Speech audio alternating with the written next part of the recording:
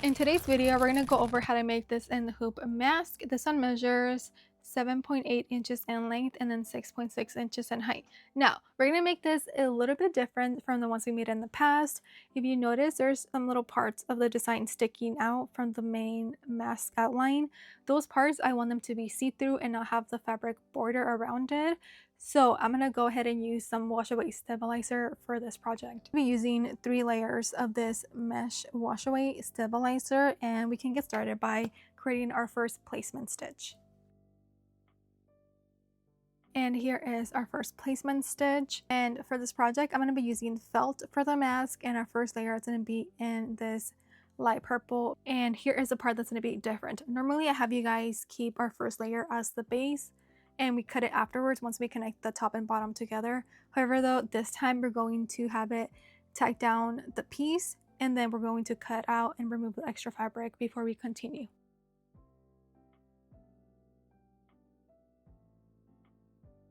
Here is the second fabric placement, which is going to be a white. I'm going to place that on top, again, tack down stitch, and then we're going to cut it out.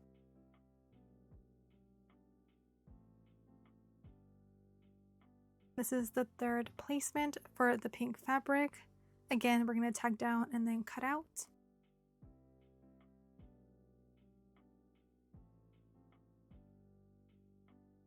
And this is our final placement stitch. For this part, I'm going to be using this gold metallic faux leather. Again, tack down stitch and cut it out. Now we're going to let the machine run and create the details on the mask, and then I'll be back once we're ready to add our final fabric that's going to go on the back of the hoop.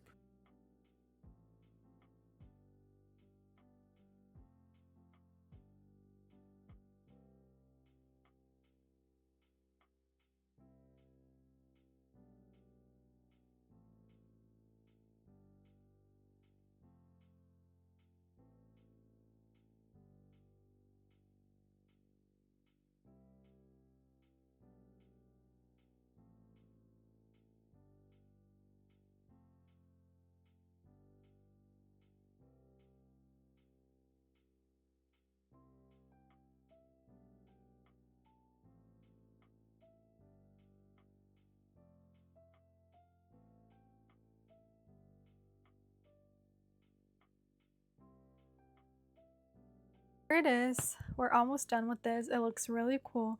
Now we're going to flip it to the back and add our final piece of fabric, this purple. And I'm going to use some basting adhesive. You can also use tape.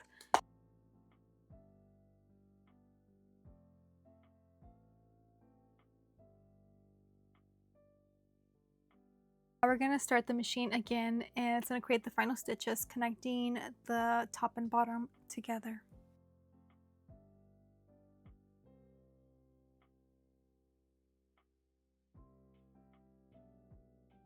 Here it is. We're all done, and this is the back. So now here's the thing. When you're cutting this out, be careful obviously to not cut through the design that's outside of the mask. So I would recommend that you cut it from the back carefully.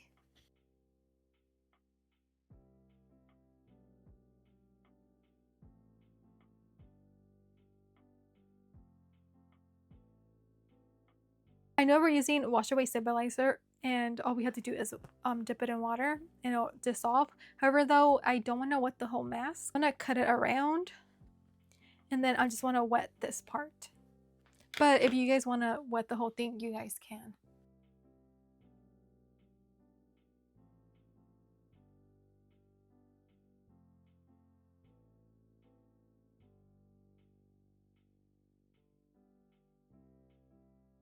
To cut as close as possible, and to remove the rest, instead of wetting it, I'm just going to use my lighter and kind of melt that away.